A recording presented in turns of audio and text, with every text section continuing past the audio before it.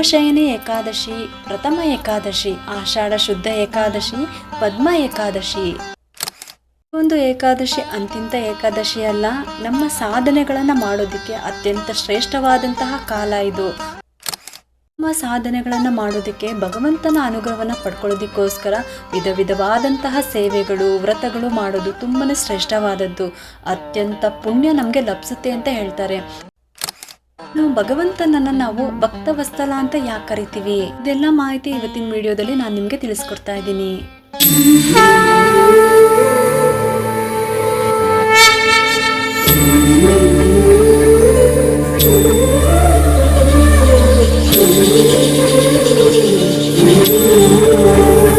ಇವತ್ತಿನ ವಿಡಿಯೋದಲ್ಲಿ ದೇವಶಯನಿ ಏಕಾದಶಿಯ ಮಹತ್ವವನ್ನು ತಿಳಿಸ್ತಾ ಇದ್ದೀನಿ. ಪ್ರಥಮ ಏಕಾದಶಿ ಯಾವತ್ತಿದೆ ಅಂತ ಅಂದರೆ ಜುಲೈ 25ನೇ ತಾರೀಕು ಶನಿವಾರ. ಇದೇ ಶನಿವಾರ ಬರ್ತಾ ಇದೆ. ಹಾಗಾಗಿ ಪ್ರತಿಯೊಬ್ಬರು ಕೂಡ ಈ ಒಂದು ಏಕಾದಶಿ ವ್ರತವನ್ನು ಮಾಡಲೇಬೇಕು. ಇದಕ್ಕೆ ಇನ್ನೊಂದು ಹೆಸರಿದೆ, ಪದ್ಮ ಏಕಾದಶಿ ಅಂತ. ಹಂಗಾಗಿ ಅನೇಕ ಪುರಾಣಗಳಲ್ಲಿ ಬೇರೆ ಬೇರೆ ಹೆಸರುಗಳಿಂದ ಏಕಾದಶಿಗಳನ್ನು ಕರೀತಾರೆ.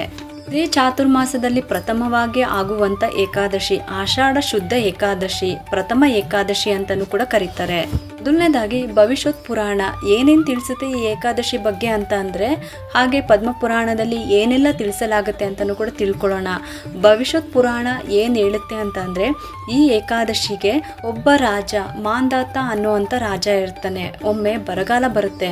3 ವರ್ಷಗಳಾದರೂ ಕೂಡ ಮಳೆ ಆಗಿರೋದಿಲ್ಲ. ಮಳೆ ಆಗಿಲ್ಲ ಅಂತ ಅಂದರೆ ತುಂಬ ಕಷ್ಟಗಳಿಂದ ಜನರು ನರಳಬೇಕಾಗಿರುತ್ತೆ. ಆಹಾರಕ್ಕಾಗಿ ತುಂಬ ಹಾಹಾಕಾರ ಇರುತ್ತೆ. ಅಲ್ಲಿನ ಪ್ರಜೆಗಳು ಬಂದು ಕೇಳ್ತಾರಂತೆ, ಏನು ಮಾಡಬೇಕು ಇದಕ್ಕೆ, ಈ ತರ ಬರಗಾಲ ಬಂದಿದೆ ಅಂತ ಕೇಳಿದಾಗ, ಮಳೆ ಬರಬೇಕು ಅಂತ ಅಂದ್ರೆ ಶ್ರೀಮನ್ನಾರಾಯಣನ ಅನುಗ್ರಹ ಇರಲೇಬೇಕು. ನಾರ ಅಂತ ಅಂದ್ರೆ ನೀರು ಅಂತ ಅರ್ಥ. ನೀರಿಗೆ ಆಶ್ರಯವಾಗಿರುವವನು ಯಾರು ಅಂತ ಅಂದರೆ ನಾರಾಯಣ ಅಂತ ಹೇಳಿ.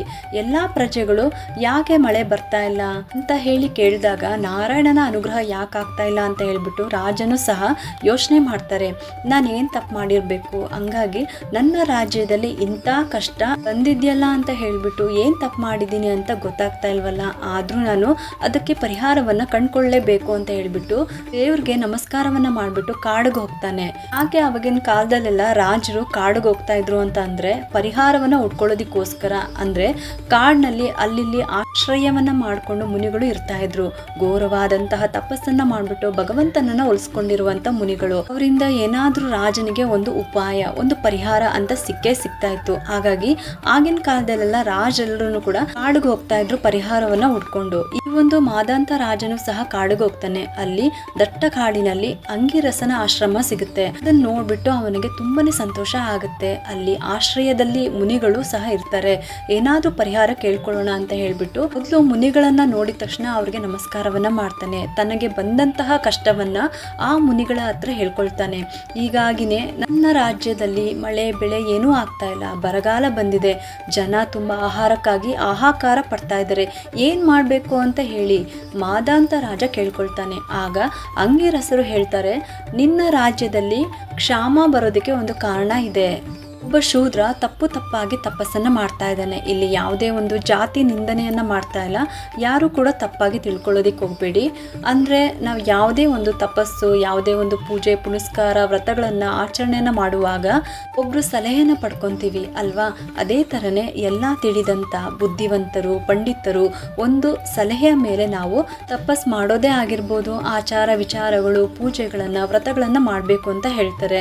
ರೀತಿ ನಾವು ತಿಳ್ಕೊಂಡು ಮಾಡ್ಕೋಬೇಕು. ಹಾಗೆ ಅವನು ಶೂದ್ರ, ಏನೂ ಗೊತ್ತಿಲ್ದೇನೆ ತುಂಬಾ ತಪ್ಪಾಗಿ ತಪಸ್ಸನ್ನ ಮಾಡೋದಕ್ಕೆ ಪ್ರಾರಂಭ ಮಾಡಿರ್ತಾನೆ. ಶೂದ್ರರು ಯಾವುದೇ ಒಂದು ತಪಸ್ಸಾಗಿರ್ಬೋದು, ದೇವತಾ ಕಾರ್ಯಗಳೇ ಆಗಿರ್ಬೋದು, ಮಾಡಬಾರ್ದು ಅಂತ ತಿಳಿಬಾರ್ದು, ಮಾಡಲೇಬೇಕು.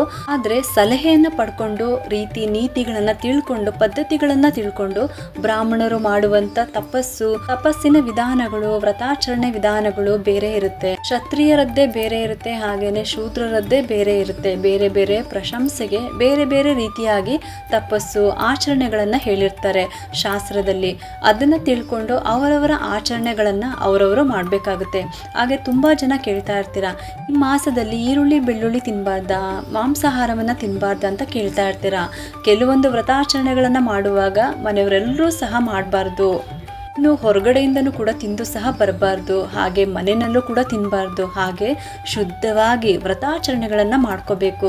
ಅದು ಒಂದು ಪದ್ಧತಿ. ಆಗ ನಾವು ಮಾಡ್ದೇನೆ ಇದ್ರೆ ಯಾವುದೇ ಒಂದು ಪೂಜೆ ಪುನಸ್ಕಾರ ವ್ರತಗಳನ್ನ ಮಾಡಿದಾಗ ನಮ್ಗೆ ಅದರಿಂದ ಫಲ ಸಿಗೋದಿಲ್ಲ. ಹಂಗಾಗಿ ನಾವು ಎಷ್ಟು ಶುದ್ಧತೆಯಿಂದ ಕಾಪಾಡಿಕೊಂಡು ವ್ರತಾಚರಣೆಯನ್ನ ಮಾಡ್ತೀವೋ, ಮಾಂಸಾಹಾರ ಸೇವನೆ ಯಾಕೆ ನಿಷಿದ್ಧ ಅಂತ ಅಂದ್ರೆ ಅದು ಒಂದು ರೀತಿ ಪ್ರಾಣಿ ಹಿಂಸೆ ಮಾಡ್ದಂಗೆ ಅರ್ಥ ಬರುತ್ತೆ. ಪ್ರಾಣಿ ಹಿಂಸೆ ಮಾಡಿದ್ರೆ ಮಹಾಪಾಪ ಅಂತ ಶಾಸ್ತ್ರದಲ್ಲಿ ಹೇಳುತ್ತೆ. ಪ್ರಾಣಿ ಹಿಂಸೆಯನ್ನ ಯಾರು ಕೂಡ ಮಾಡಬಾರ್ದು ಅಂತಾನೂ ಕೂಡ ಶಾಸ್ತ್ರದಲ್ಲಿ ಹೇಳುತ್ತೆ. ಈಗೆಲ್ಲ ತುಂಬಾ ಜನ ಪ್ರಾಣಿ ಹಿಂಸೆ ಮಾಡಬಾರ್ದು ಅಂತ ತುಂಬಾ ಜನ ತಿನ್ನೋದನ್ನೇ ಬಿಟ್ಟಿರ್ತಾರೆ. ಹಂಗಾಗಿ ಕೆಲವೊಂದು ನಾವು ನಿಷಿದ್ಧ ಅಂತ ಹೇಳಿದ್ಮೇಲೆ ಆ ಒಂದು ವ್ರತಾಚರಣೆಗಳನ್ನ ಮಾಡುವಾಗ ಮತ್ತೆ ಕೆಲವೊಂದು ಮಾಸಗಳಲ್ಲಿ ಇದನ್ನು ಸ್ವೀಕಾರವನ್ನ ಮಾಡಬಾರ್ದು ಅಂತ. ಹಾಗೆ ಇಲ್ಲೂ ಸಹ ಶೂದ್ರನು ಏನೋ ಆಚಾರ ವಿಚಾರಗಳನ್ನ ಮಾಡ್ದೇನೆ ತಪ್ಪಾಗಿ ರೀತಿ ನಿಯಮಗಳನ್ನ ತಿಳ್ಕೊಳ್ದೇನೆ ತಪಸ್ಸನ್ನ ಮಾಡ್ತಾ ಇರ್ತಾನೆ.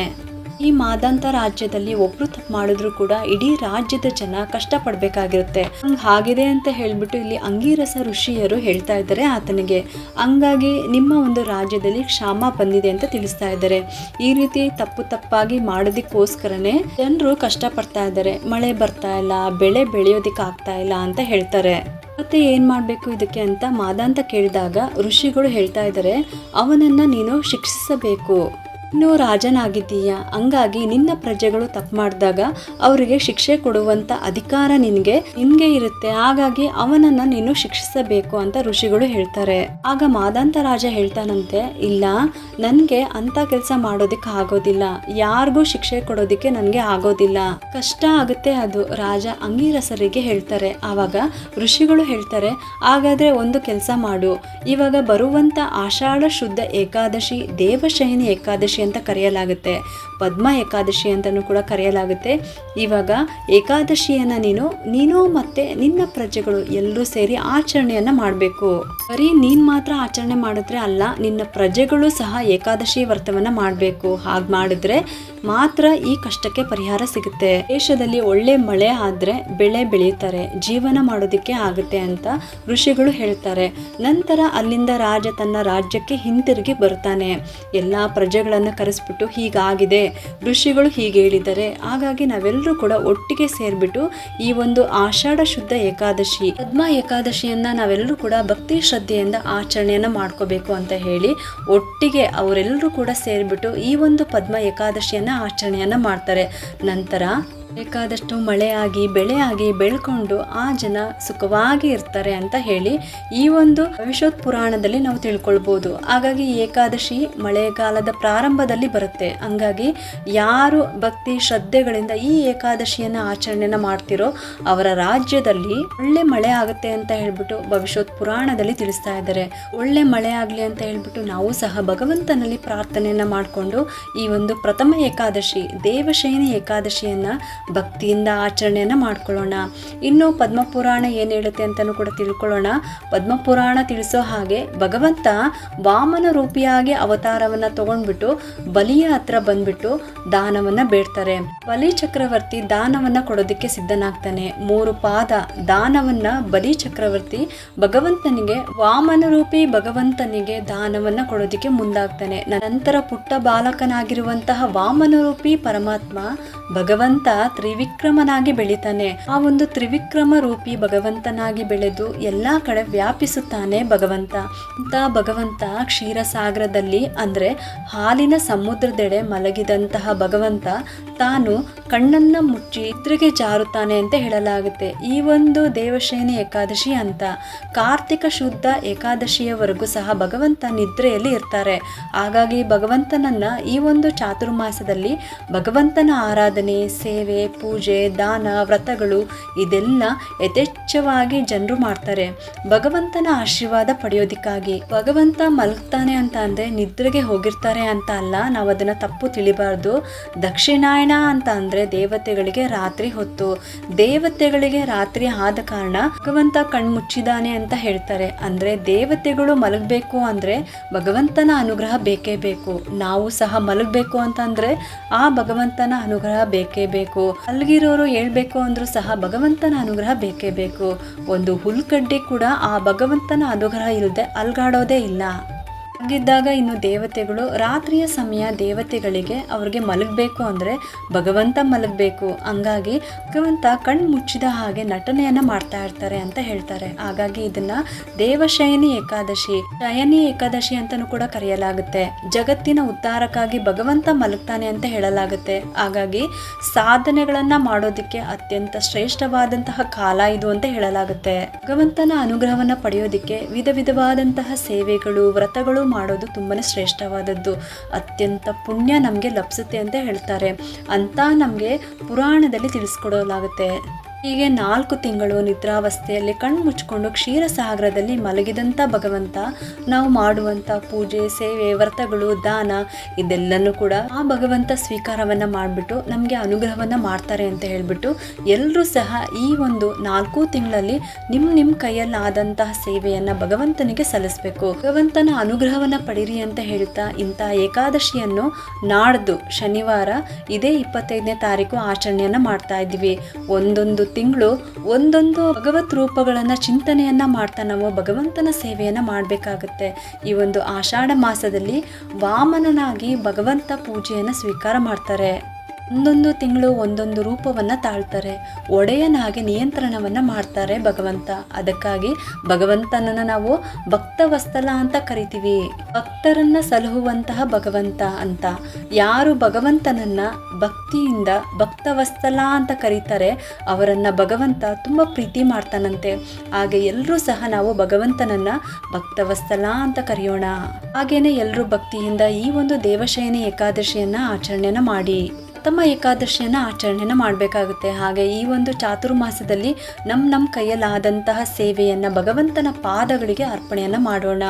ಇನ್ನು 25ನೇ ತಾರೀಕು ಶನಿವಾರ ಏಕಾದಶಿಯ ಪ್ರಯುಕ್ತ ನಿಮ್ಮ ಗುರುಗಳ ಸನ್ನಿಧಾನದಲ್ಲಿ ಗುರುಗಳ ಮುಖೇನ ಮುದ್ರಾ ಧಾರಣೆಯನ್ನು ಅಂದರೆ ಶಂಖಚಕ್ರ ಧಾರಣೆಯನ್ನು ಮಾಡಿಸ್ಕೋಬಹುದು. ಇದು ವೈಷ್ಣವರ ಸಂಪ್ರದಾಯ. ವೈಷ್ಣವರು ಅಂತ ಅಂದರೆ ವಿಷ್ಣುವಿನ ಭಕ್ತರು ಅಂತ ಹೇಳಲಾಗುತ್ತೆ. ಯಾಕೆ ನಾವು ಮುದ್ರಾ ಧಾರಣೆಯನ್ನು ಮಾಡ್ಕೊಳ್ಬೇಕು ಅಂದರೆ ಶಂಖಚಕ್ರವನ್ನು ಧಾರಣೆ ಮಾಡಿಸ್ಕೊಳ್ಳೋದು ಯಾಕೆ ಅಂದರೆ ವಿಷ್ಣುವಿನ ಭಕ್ತರು ನಾವು ಅಂತ ನಾವು ತಿಳಿಸ್ಕೊಳ್ಳೋದಕ್ಕೆ ಇದು ಒಂದು ಗುರುತು. ಹಾಗೆ ಉದಾಹರಣೆ ಮೂಲಕ ಹೇಳಬೇಕು ಅಂದರೆ ನಾವು ಒಂದು ಒಳ್ಳೆ ಕಂಪ್ನಿ ಕಡೆಯಿಂದ ಏನಾದರೂ ತೊಗೊತೀವಿ ಅಲ್ವಾ, ಅದಕ್ಕೆ ಅವರು ಮಾರ್ಕನ್ನು ಹಾಕ್ಬಿಟ್ಟು ಕಳಿಸ್ಕೊಡ್ತಾರೆ. ಅಂದರೆ ಅದರ ಹೆಸರನ್ನು ಸೀಲ್ ಹಾಕಿರ್ತಾರೆ. ಏನಂತ, ಈಗ ಯಾವುದೇ ಒಂದು ಹೋಂಡಾ ಕಂಪ್ನಿ ಆಗಿರ್ಬೋದು, ಇಲ್ಲ ಇನ್ನೊಂದು ಯಾವುದೇ ಒಂದು ಒಳ್ಳೆ ಕಂಪ್ನಿನೇ ಆಗಿರ್ಬೋದು, ಅಲ್ಲಿ ನಾವು ಸ್ಯಾಮ್ಸಂಗ್ ಕಂಪ್ನಿ ಅಂತಾನೆ ಆಗಿರ್ಬೋದು, ಅವರದ್ದು ಒಂದು ಗುರುತಿರುತ್ತೆ, ಹೆಸರಿರುತ್ತೆ, ಗುರುತು ಇರುತ್ತೆ. ಯಾಕೆ, ಇದು ನಮ್ಮದು ಅಂತ, ನಮ್ಮ ಕಂಪ್ನಿಯಿಂದ ಬಂದಿದ್ದು ಅಂತ. ಇದಕ್ಕೇನೇ ಆದರೂ ನಾವೇ ಗ್ಯಾರಂಟಿ ಅಂತ ಹೇಳ್ಬಿಟ್ಟು ಅವ್ರು ನಮಗೆ ಒಂದು ಐಟಮನ್ನು ಕೊಡ್ತಾರೆ. ಹಾಗೆ ನಾವು ಭೂಮಿಗೆ ಬಂದಿರ್ತೀವಿ ಅಂತಂದರೆ ಯಾರಿಂದ ಬಂದಿದ್ದೀವಿ? ಭಗವಂತನ ಪ್ರೇರಣೆಯಿಂದ ಬಂದಿದ್ದೀವಿ, ಭಗವಂತನ ಮುಖೇನ ಬಂದಿದ್ದೀವಿ, ವಿಷ್ಣುವಿನ ಅನುಗ್ರಹದಿಂದ ಬಂದಿದ್ದೀವಿ. ಹಾಗಾಗಿ ನಾವು ವಿಷ್ಣು ಭಕ್ತರು ಅಂತ ಹೇಳೋದಕ್ಕೆ ವೈಷ್ಣವರು ಶಂಖಚಕ್ರ ಧಾರಣೆಯನ್ನು ಮಾಡ್ಕೊಂಡಿರ್ತಾರೆ. ನಾವು ವಿಷ್ಣುವಿನ ಭಕ್ತರು ಅಂತ ನಮ್ಮ ಒಂದು ಗುರುತನ್ನು ನಾವು ಗುರುತಿಸ್ಕೊಳ್ಳೋದಕ್ಕೆ ಯಾವತ್ತೂ ಕೂಡ ನಾಚಿಕೆಯನ್ನು ಪಡ್ಕೊಳ್ಬಾರ್ದು. ನಾವು ವಿಷ್ಣುವಿನ ಭಕ್ತರು ಅಂತ ಹೇಳೋದಕ್ಕೆ ಹೆಮ್ಮೆಯಿಂದ ಹೇಳ್ಕೋಬೇಕು. ಹಾಗಾಗಿ ನಮ್ಮ ಗುರುಗಳ ಮುಖೇನ ನಾವು ಶಂಖಚಕ್ರ ಧಾರಣೆಯನ್ನು ಮಾಡಿಸ್ಕೊಂಡ್ರು ನಾವು ವಿಷ್ಣು ಭಕ್ತರು ಅಂತ ನಾವು ಹೆಮ್ಮೆ ಆಗುತ್ತೆ. ನಾವು ನಿಮ್ಮ ಸೇವಕರು ಅಂತ ಹೇಳಿ ತೋರಿಸ್ಕೊಳ್ಳೋದಕ್ಕೆ ಹೆಮ್ಮೆ ಆಗುತ್ತೆ. ಹಾಗಾಗಿ ವೈಷ್ಣವರು, ಬ್ರಾಹ್ಮಣರು ನಿಮ್ಮ ಮಠಗಳಿಗೆ ಹೋಗ್ಬಿಟ್ಟು ನಿಮ್ಮ ಗುರುಗಳ ಮುಖೇನ ನೀವು ಶಂಖಚಕ್ರ ಧಾರಣೆಯನ್ನು ಮಾಡಿಸ್ಕೊಳ್ಬೋದು. ಇದಿಷ್ಟು ಕೂಡ ದೇವಶಯನಿ ಏಕಾದಶಿಯ ಮಹತ್ವವನ್ನು ತಿಳಿಸ್ಕೊಟ್ಟಿದ್ದೀನಿ. ಆದಷ್ಟು ಕೂಡ ಎಲ್ಲರೂ ಕೂಡ ಆಚರಣೆ ಮಾಡ್ಕೊಳ್ಳಿ, ಯಾರು ಕೂಡ ಮಿಸ್ ಮಾಡಬೇಡಿ ಅಂತ ಕೇಳ್ಕೊತೀನಿ.